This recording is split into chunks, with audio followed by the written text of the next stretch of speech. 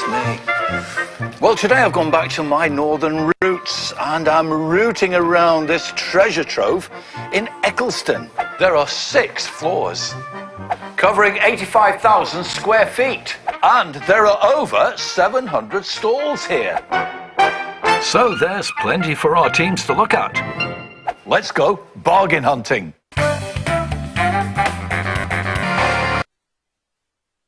A Lancashire cotton mill launched one of the most iconic fashion labels of the post-war era. Vintage clothing expert Nora Fines is finding out more.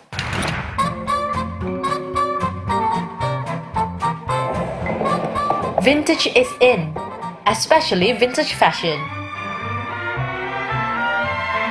I'm visiting the Harris Museum and Gallery in Preston.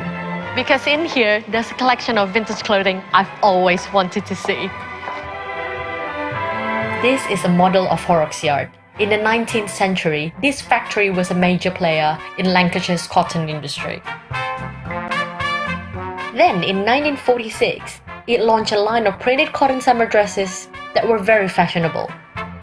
In the post-war era, the bright colors and patterns cheered everyone up. They were the perfect antidote to the dreariness and rationing of the Second World War. Author and lecturer Christine Boydell is here to show me some of the museum's collection of frocks. Hi, Christine. Hi. I am a huge fan of these dresses.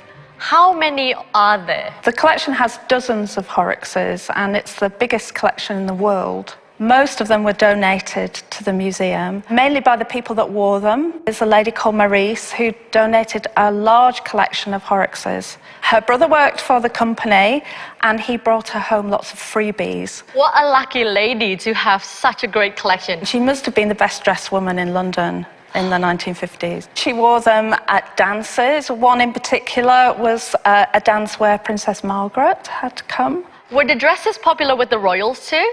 They were indeed. In fact, in 1953, the Queen chose 10 dresses from their collection to wear on a Commonwealth tour that she did. And these were all printed cotton dresses, including this print in a blue, exactly the same design. And the cotton was ideal for when she was travelling around, particularly in hot countries. Absolutely, and it's such a gorgeous dress. The celebrities wore them. People like Winston Churchill's wife, Vivien Leigh, the actress. They were expensive, but they were affordable for people who wanted them and who would save up to buy. A dress like this would have cost between £4 and £7, which in today's money it's like a week's wages. Well, as you can tell, I love this style. A number of in-house designers were responsible for many popular creations. Wendy Simpson was a Horrocks designer in the 50s. So Wendy, what was the process of coming up with the design? We were given like a theme for a design and then we worked on that and did about 6 or 7 designs and then somebody from Manchester came and chose which ones they wanted. What do you like the most about the Horrocks style? Well, they're always distinctive because they were such good quality and they're always very bright. People seem to recognise Horrocks' dresses. The distinctive style made them a big hit in the 50s, and modern-day women loved them too. Meet some of the vintage-loving ladies of Preston. Vintage is out there and it is coming back into fashion.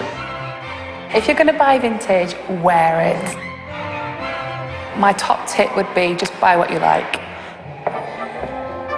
I'll hold myself differently, so it makes you feel a lot more confident in yourself.